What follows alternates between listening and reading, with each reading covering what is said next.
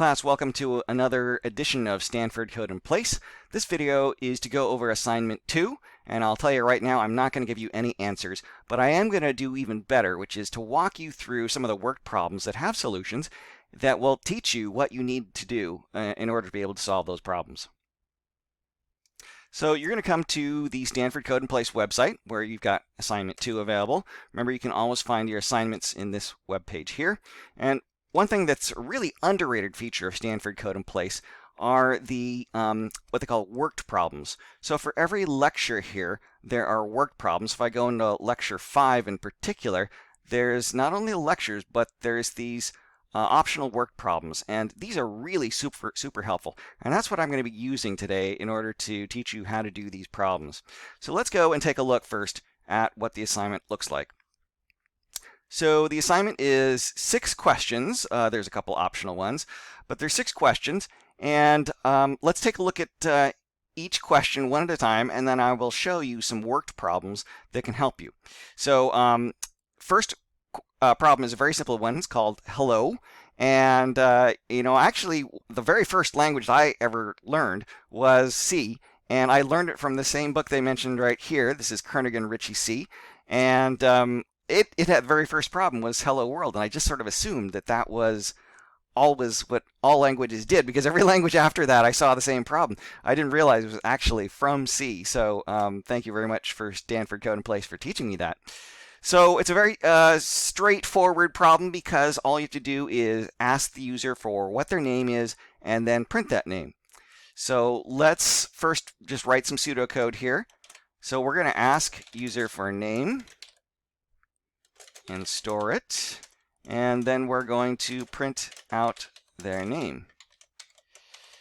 So now let's go take a look at those worked problems. And again, if you take a look at the not the assignment, but the bottom of the each lesson, you'll find those worked problems, and that will open up this page here.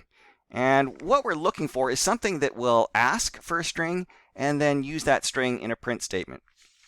And it turns out that there is one in here called the agreement bot. So the agreement bot, it's going to ask what's our favorite animal. So let's again do a little pseudocode here. Favorite animal. And then it's going to print that animal. Okay. So what do we know to get input? Well, just like that word applies, there's an input function. So we're going to have an input function right here, and we're just going to put quotes in there. By the way, I always use double quotes because that's what C, what Java, what most other languages use. You can use single quotes, and I'll just go ahead and do that, those single quotes. But you might as well get in the habit of using double quotes because everybody else uses it, and then you're all set. But let's go ahead and put this in the input. Now, this is going to, that's a reason to do double quotes, because we have a single quote in here. So there you go. There's an answer. So and that's another reason why you always want to use double quotes. So this is going to return a string. So input's going to return a string, so we need to store that string. So I always like to use descriptive variables, even at Microsoft, where you'd think, oh, they're just professionals. They use really cryptic names. Well, we do use cryptic names, but they're very descriptive. All our names have both what it is and what type it is. So I'm going to use a convention similar to that, and I'm going to say this is the animal, stir equals the input. So the next thing is, how do we print that animal? So the print statement is what you've learned so far, and it takes a string. So let's go ahead and add in my favorite animal is also.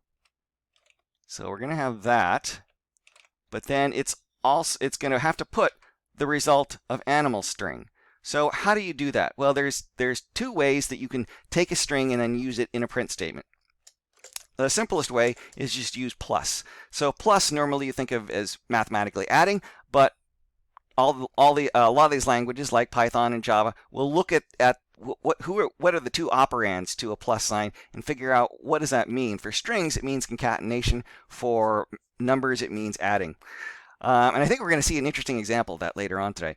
So let's add in the animal stir, and concatenation, again, always needs a stir, so it's helpful to know that your variable is a stir here, and we'll see another example of that. And then we're not quite done because we actually have to add in a exclamation point. So let's try running that. And the other thing I tell my students, you need to be making 50 mistakes a week. Okay, so if you're not making 50 mistakes a week, you're not learning. So I don't feel I have any embarrassment about making mistakes. You shouldn't either. I want you to run things frequently too. Don't try to write 10 lines of code and then find out you can't figure out how to make those 10 lines work. Write 2 lines of code and then try it. So what's your favorite animal? Let's say a dog. My favorite animal is also dog. And you notice there's no space there. So what was I saying about making mistakes? So there's a couple of ways to fix that. So right now, we could just add a space here. Let's go and run that. So dog. There's another way we can fix this. So in addition to the plus, print allows you to use commas. And when you use commas, you can have an unlimited number of arguments in print. Print A, comma B, comma B, C, comma D. And when you have commas, it automatically adds a space. So let's try that. Cat. But notice, even though we can use these interchangeably, if I put a comma here, now let's run this. What do you think is going to happen? Bat. You notice that it added a space even though we didn't want a space. So you have to think about whether you want to use pluses or commas. It's probably good to just be consistent and use pluses, but you'll see this in this week's assignments that sometimes it may look better to use commas. So how does this apply to the problem at hand? So here we have to ask for the user's name. We're going to, that same thing. You're going to use input to this is the prompt. You're going to take what the user input and you're going to store it into a string, and then you're going to say hello, and then you're going to use that string same way I did before. You can use plus, you can use commas, play with it, and that's how you can solve that problem. So I didn't give you answers, but I showed you using the worked example, which has answers. And by the way, let me show you. Okay, if you click up here for solution, you will actually see their version of the answer. They use pluses and spaces. Okay, so let's take a look at number 2. Number 2, Mad Libs.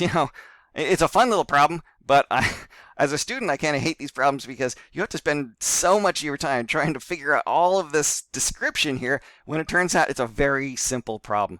All they want you to do is to have a print statement where you have to throw in multiple things that you've already collected along the way. So all it's going to need to do is add one more print line here that says, legend says this 300 is going to come from the years. Years later, Carol the Omniscient, that is coming from this constant here, wizard, is still eating fruit. And unfortunately, fruit is not a constant. So let's take a look and see if we can find anything over here. So there is actually a tiny Mad Libs down here. So let's take a look at that problem here. So tiny Mad Libs asks for an adjective, a noun, a verb, and then it throws those in here. Now, they don't actually use constants, but in Python, there's actually no difference between a constant and a variable. It's just that they encourage you to use uppercase for constants, which is true of pretty much all languages. We encourage you to use uppercase. So we're going to go ahead and do it. Note that they're not going to be constants, but it's not much of a difference. So what we're going to have to do here is, let's break this problem down. So there's really, we have to print, we have to ask for an adjective. We're going to ask for a noun. And we're going to ask for a verb. And then we're going to print the sentence with all 3 adjective, noun, verb at the end. So how do we ask? Well, we go back to that input statement. I'm going to create a string here for the adjective. Let's call it the adjstir equals input. And let me just copy this here, including the space. If you don't put the space there, it's not going to look right. And then we're going to noun, stir equals input. So let's grab that. And then finally, by now, you can imagine. Oh, I didn't get that. Try it again. The last one is the same thing, except it's a verb stir equals input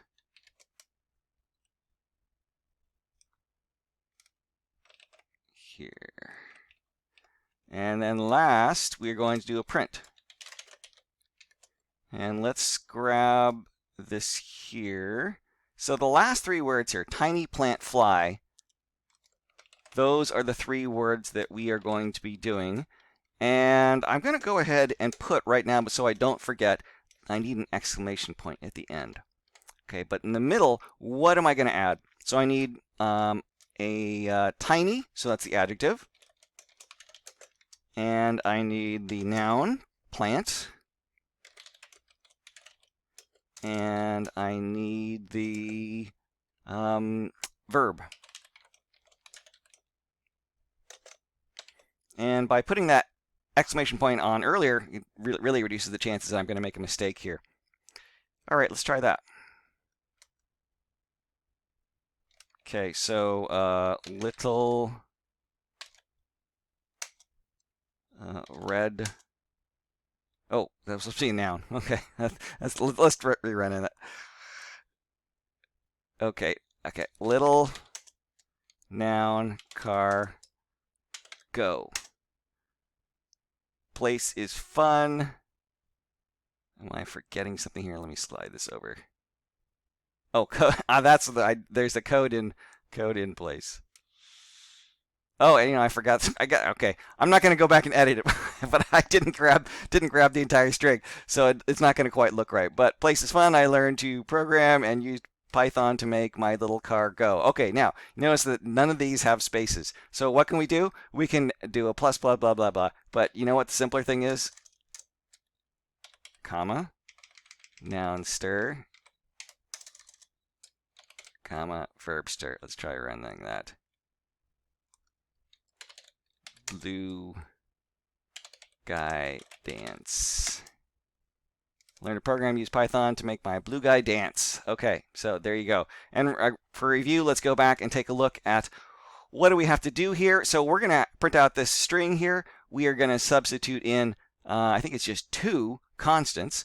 So that's going to be the years and the wizard. And we're going to build that string up. All right, so that's 2 problems down. I still haven't showed you any answers, but I've shown you exactly what you need to know in order to do the problem. Let's go to Q3, subtract numbers. So what is this problem about? This problem is going to have to first ask for first number, and then ask for second number, and then we're going to print the result. So we're asking for a number, and in this case it's actually, I'll make it clear, float. Maybe it's different, maybe it's not. And then print the, it's a difference, right? The difference result. So we're going to have to do a little bit of math. That's not really too much of a problem. Mainly what we're looking for is a problem that asks for a couple different numbers and then does some math and puts that in the printing. So let's take a look at what our options are in the word problems. Well, there's one here that, let's see where, oh yeah, here it is, perimeter of a triangle.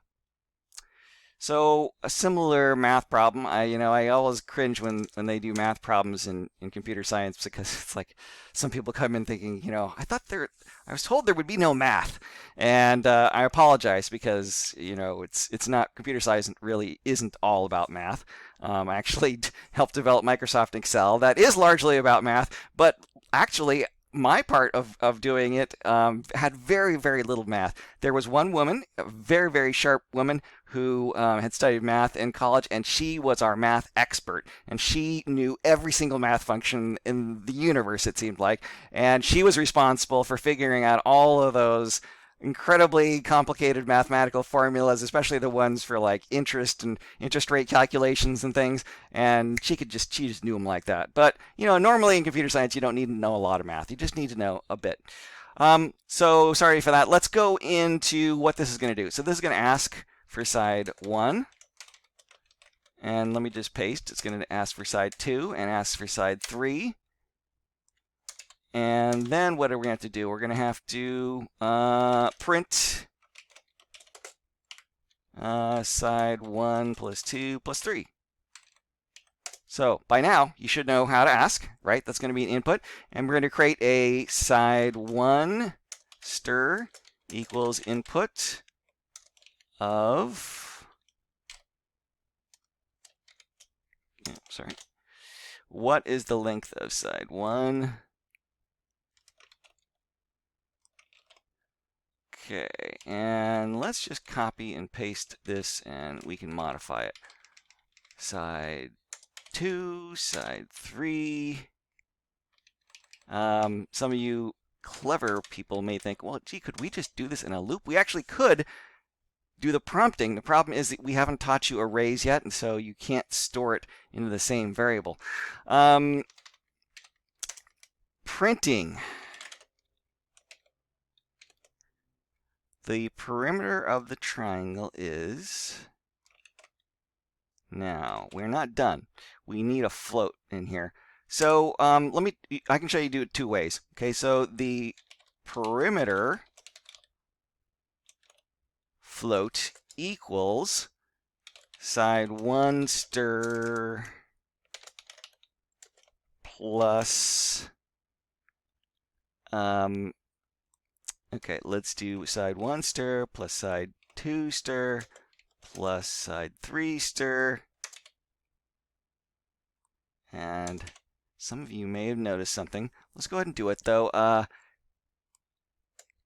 Float is, and then let's do perimeter float. Now, why am I using comma? It's because now we're actually doing addition, and so I want to be clear that I'm not adding things here. I'm actually putting 2 separate things. Now, there's a couple problems here, but let's see what they are.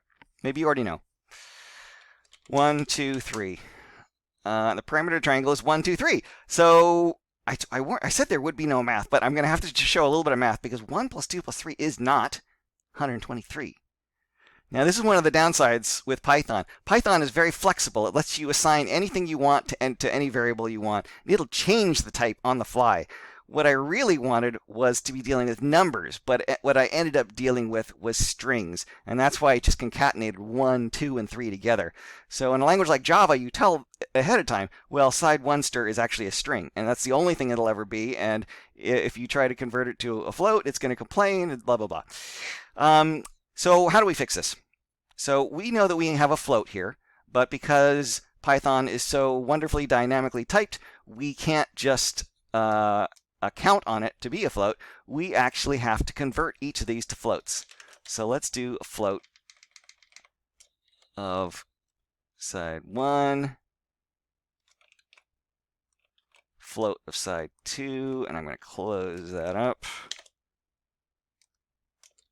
Now what's going to happen is it's going to take the string 1 and it's going to convert it to the floating point number 1. And now those plus signs are actually going to be real additions. So let's try that. Still not perfect, but let's see how much farther we get. 1, 2, 3. 6.0. Okay, so actually, yeah, it was correct. I was thinking I needed to do another conversion here, but yeah, so that all worked out great. So let's take a look back at the problem that's in the assignment and see what's going to happen here. So we're going to enter that first number and enter the second number. Same way, you're going to use input, and those are going to return strings. But you notice the 5.5, it doesn't, of course, the user could input whatever they want, but by looking at the output, the 5.5 would hint that they really want floating point numbers. And then when you get to the bottom there, the result is, so if you use ints, then you're not going to be able to handle a floating point number. So you probably also want a floating point number there. But in that case, oh yeah, actually that's an interesting point. Yeah, so the reason why I didn't have a problem here is because I used comma. So when you use comma, the print statement treats each argument separately. So here it's a string, here it's a number. It just works. It knows how to print a number just as well as it knows how to print a string. Let's see what happens if I used plus. Okay, let's try this. Okay, let's go to 1, 2, 3. Whoops. Okay, can only concatenate stir, not float to stir. Okay, so that's another good reason to use the comma. But let's figure out how do we do this. We want to stir, and this is a float, so we can coerce that. That's a technical term, coerce, to make it work. Okay, so that's yet another explanation. What's the difference between a comma and the plus? So comma will allow print to interpret each argument separately. And print actually knows how to convert things to a float, but the plus sign does not, or to a string, but the plus sign does not. Okay, let's take a look. So we've covered 3 problems now. Okay, let's go to a 4th problem. Random numbers. So this just wants you to print 10 random numbers, and I believe the range is between 0 and 100 inclusive, which means they want you to include the ability to generate 0 and 100. And they tell you that you can use random.randint, but as with all random uses, you must import random. So the terminology here is that when you have something dot something, this is the class, and later we'll tell you how to define classes, but for now, you're going to just import. That means you're going to have to import something, and it's the same name here that goes here. And then second, there's a bunch of functions. There's one function in particular called randint that allows you to specify the endpoints. And they also tell you to use min random and max random so that you can change those values on the fly and experiment. So what are we going to need? We're going to need to show you a problem that deals with random numbers and constants and loops. Okay, so let's take a look. They only give you one random number problem here called weighted coin. It doesn't have everything that we need, so we're gonna make it ourselves. We're gonna start with what they give us, and then we're gonna do it do some improvements on it. So basically, they want you to have a coin flipped, and normally the probability is going to be. By the way, it doesn't really matter, but for some reason in Code In Place and Ed, they want you to define all the constants outside of the main.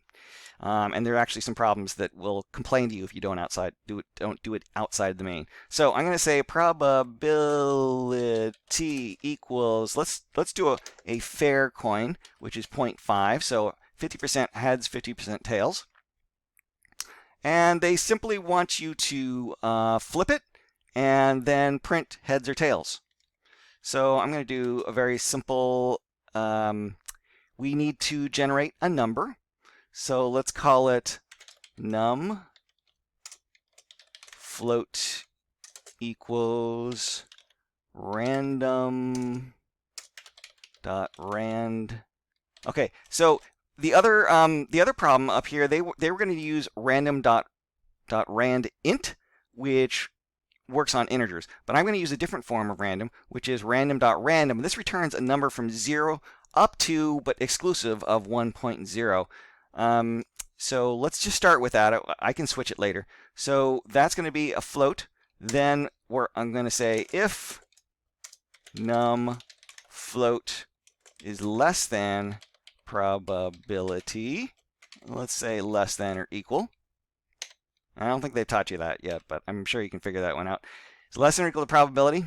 Let's print heads. Else print tails. And let's try running that. Okay, so probability. Oh yeah, Java guy, always forgetting the colons. Okay, heads. Doesn't seem very random. Tails. Okay, well, it's not a bug, but it doesn't seem very random. Why did I try doing this 10 times in a row?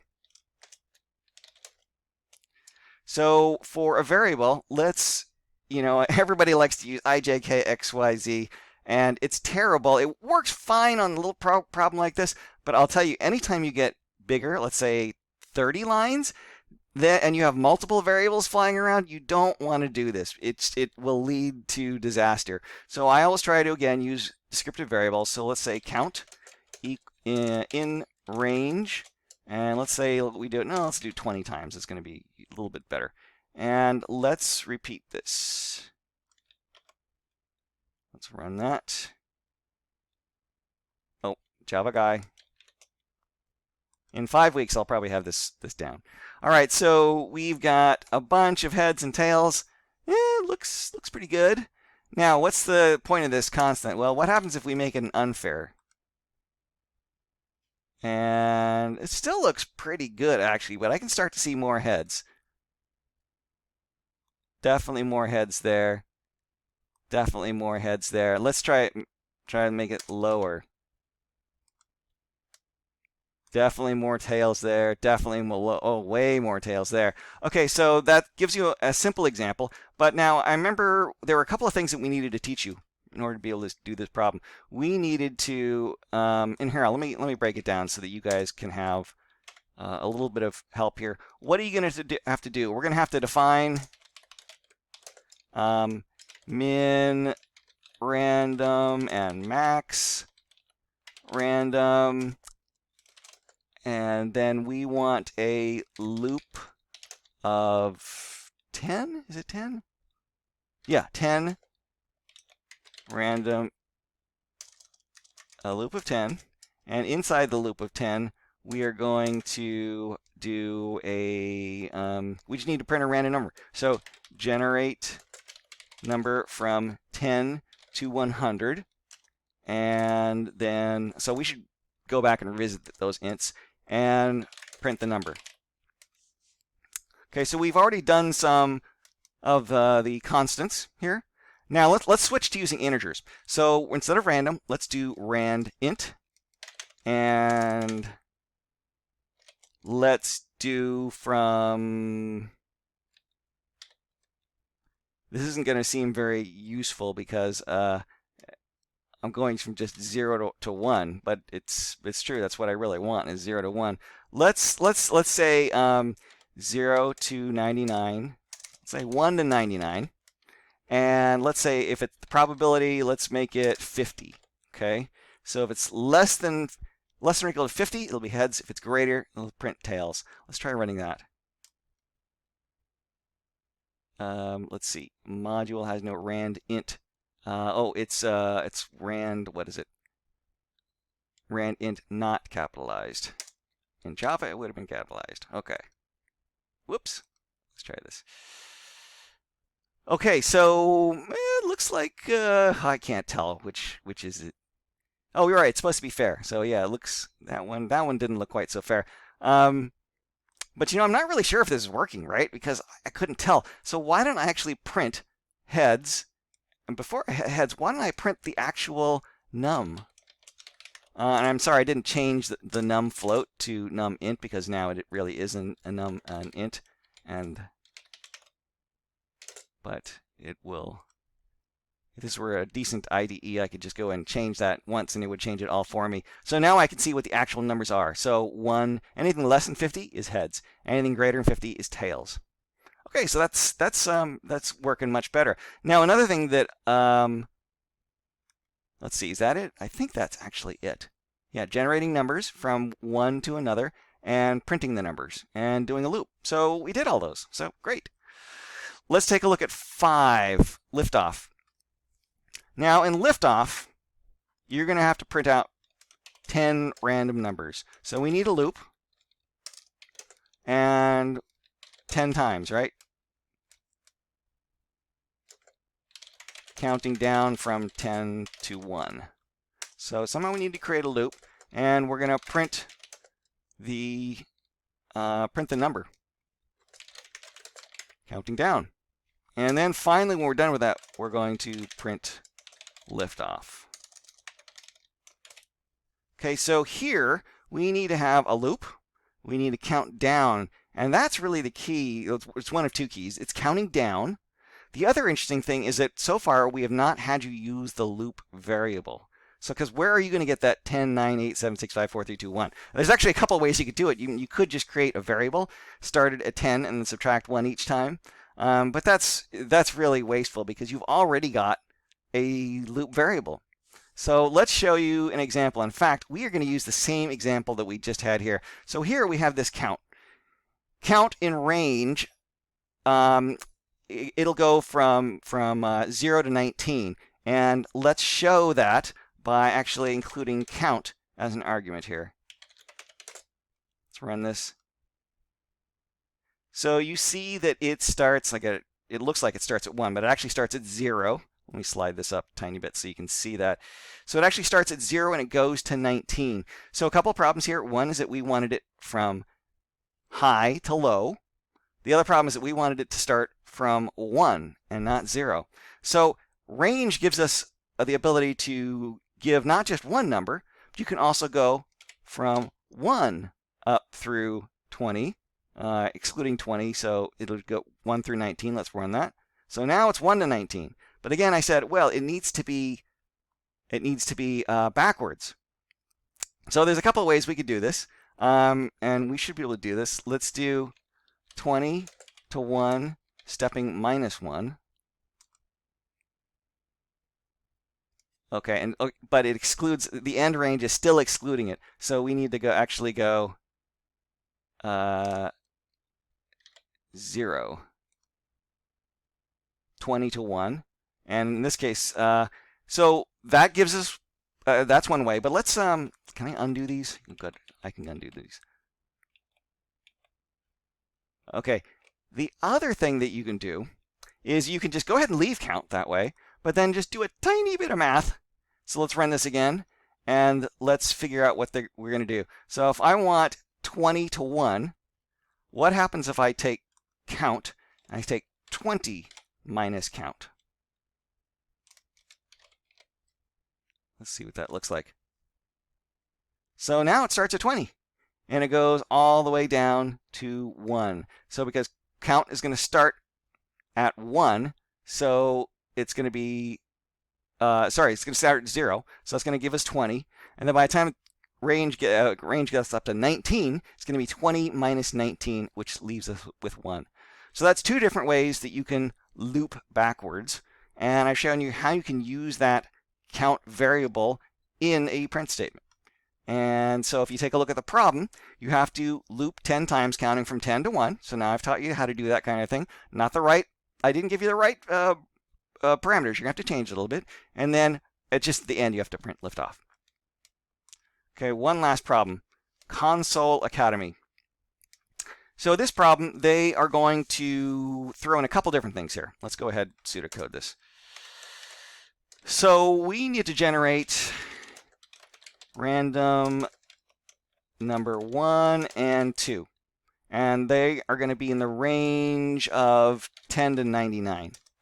So we have to be able to generate numbers in a specific range, and didn't we do that? I'm not, maybe not. So we'll play with that. We want to generate our numbers in a specific range. We are going to calculate the difference. Yes, we're subtracting. And then the last step is we are going to, we're going to compare. No, sorry, not the last step. We have to get input for answer. And now we're going to compare input to answer. And we're going to print incorrect or correct. Okay, so we need a problem where it's going to be taking a couple different numbers. We want to calculate something based on those numbers. We want to ask the user for them. And then we want to print whether they're correct or not. Now, none of the problems do that exactly. But we just did a problem where we did the perimeter of a triangle, and that we had 3 numbers. We could generate those randomly instead of asking the user for them, right? And then we can calculate the perimeter, right? And then we can ask the user for that perimeter. So let's try that. Let's go back to perimeter of a triangle. Okay, so we were doing this by inputs. Let's go ahead and make these randoms. Compute side 1. We're going to compute side 2. We're going to compute side 3. And then we're going to, we already calculate the perimeter, and what we need to do then is we need to, and notice how I'm pseudocoding this along because it's complicated now. I don't want to forget a step later. So by pseudocoding this, I know that I will not forget a step. So we're going to compute. Now we're going to compute perimeter, and then we're going to ask for guess on perimeter, and then we're going to tell it if correct, print correct, else print incorrect. Okay, so side 1, let's use the same numbers that we did before. So they're going to be 10 to 99. Now, the problem, yeah, that's fine. It should work. It should work. So compute 10 to 99. So first of all, we're going to have to, this one is not using random number, so now we're going to have to do an import random. And now side 1, and these are going to be ints equals random dot rand int, and then we want 10 to 99. So this should generate 10 to 99 inclusive. So let's just go ahead and paste that to side 2 and 3. And sorry, my comments didn't catch up. So now we got 3. Now we had strs here before, so let's get rid of these, and we'll just say side 1 int plus side 2 plus side 3. I had a student ask me, does it matter if do we need these spaces in here? No, you don't need these spaces. But doesn't it make a lot easier to show the spaces? Very first basic program I tried to write on my own, my Commodore VIC-20, I had learned that you could stick statements following each other by using a colon. So there were like 100 statements in this magazine article. So I cleverly put all 100 statements into one line using colons. And I didn't understand what goto meant or any of the flow of control. And so, of course, it didn't work. But it was, I still remember that lesson. You know, you don't want to just cram everything together. There are good reasons why you want to take as much space as possible. Okay, so that's going to compute the perimeter. Now we're going to have to ask for the guess on perimeter. So let's do an input, and let's make a guess. And guess is, the input is always a string, equals input of, what is the perimeter for a triangle of sides, and then let's do side 1 int, side 2 int, side 3 int. Now I was going to do these commas, but then I realized you really need spaces in between these, right? So let's go ahead and use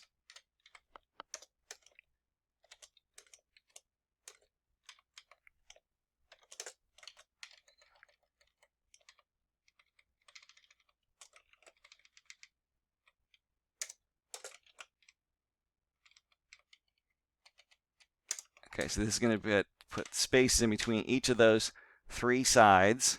Let's just run this and see what happens first of all right? Okay, can you only catch stir, not ints. Okay, so these are ints, yes. So now we do need the stirs.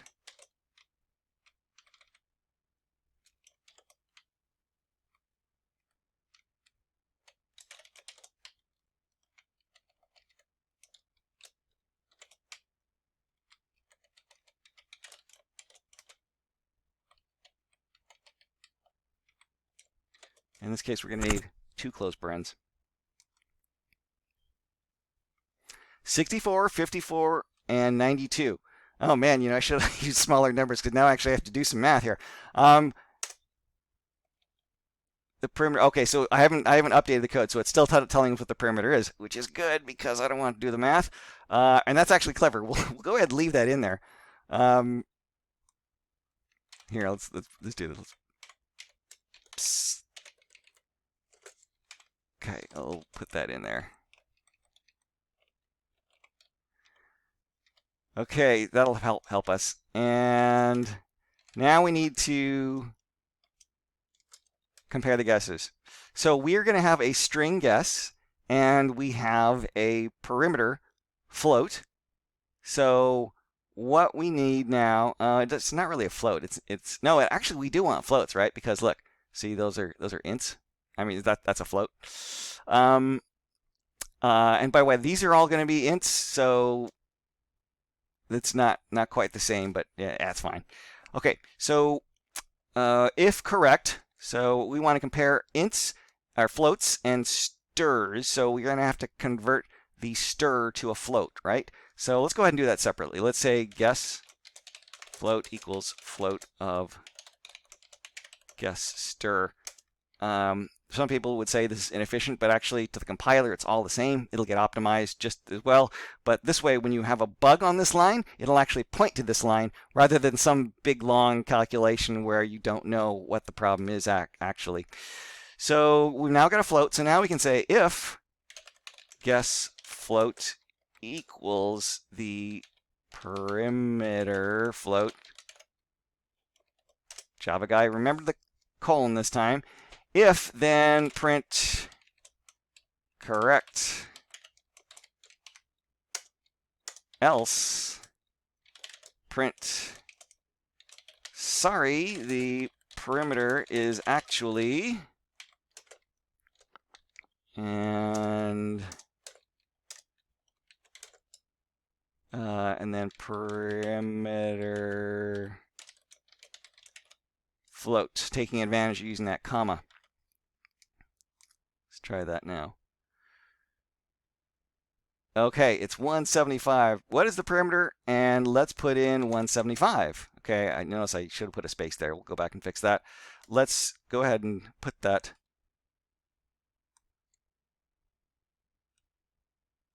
space in there.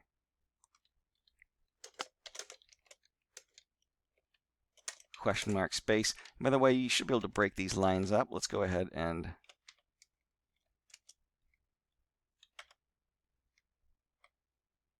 normally I wouldn't worry about that, but with Python, I think we're okay. We're fine. Okay, so 179. Let's do it wrong. 130. Sorry, the parameter is actually 179. Let's try it again, just because it's so cool. 141. Correct. Okay. So what did we teach you here? So how do you generate random integers between ranges? That's good. And how do you ask for the user's guess? How do you compare the user's guess? So let's see if we did everything. You now know how to generate random numbers. You know how to do some math. You know, get an input, compare the input, and print incorrect or correct. So there you go. We've done the whole shebang. Now, there is this optional one here, and quite honestly, there's far too much fascination in the users forum about the optionals. But I'll give you a little hint on this one. I'll say this optional one is a lot easier than the assignment 1 optional one. You're going to have to put it in a loop and do it at least 3 times, figuring out how many times they've done it correct. And they actually want you to have 3 correct in a row. So you can think about, unfortunately, we haven't taught you enough to be able to do this like I wish you were. You have to stick it all in one function, was what I'm trying to say. Ideally, you'd want to do this in separate functions, but we haven't taught you enough to do that. And remember that it's 3 in a row. So if you get one that's wrong, you're going to have to reset the counter, okay? That's all I'll say on that. So good luck on those problems. Again, please don't look at the posts in the forum. There's so many answers there. You really want to do it yourself. These problems were intended to give you the answer, okay? So that's why I've shown you these answers, and I've tried to show you how to come up with those answers. And that's really the most important thing. Number 1, decompose the problem, generate these pseudocode statements like I did here, and then figure out, well, what do you need to know to solve each of these? There's in these, I just showed you, there's help in each of these work problems to lead you through understanding each part that you need to do. And then you're going to put it all together. And please don't be afraid to make bugs, okay? It's good when you make bugs. And sometimes, making bugs, it's like earlier when I was using the plus sign and didn't really think about using the plus sign, and then it worked. And then I was expecting it to be a bug. These are things that will help you learn. Because I actually hadn't thought in my mind, that's another reason, the difference between using a plus and a comma. So play around with things, please. Don't just do the assignment. Try what happens, like when I was generating those random ints. Can you generate random floats? Think about that. So you could generate using random.random, which is a floating point number, but then you have to figure out how to scale it, and you want to scale it such that it's not 16 digits of accuracy. Another way you could do it is you can take a number and then divide it by 10. That will always give you 1 decimal point. So, you can think about things like that. All right, well, good luck, and I will see you next week. Almost forgot. Please like and subscribe, because that does help students find these videos. And also, when you are done with Stanford Code In Place, I've already had students ask me, well, what do I do after this? Well, I actually created a 2-semester-long community college course in Java. It covers the entire, pretty much, range of what you need to know in Java to be able to do a lot of sophisticated programs. Java is not Python, but if you know if you can learn Python, you can learn Java. The skills translate. It's just a bunch of colons is the main difference, right? So yeah. So feel free to look into that. My channel is MIT EECS Man, and I did go to MIT and I did study EECS, and so yeah. So that's another option for you to consider long term.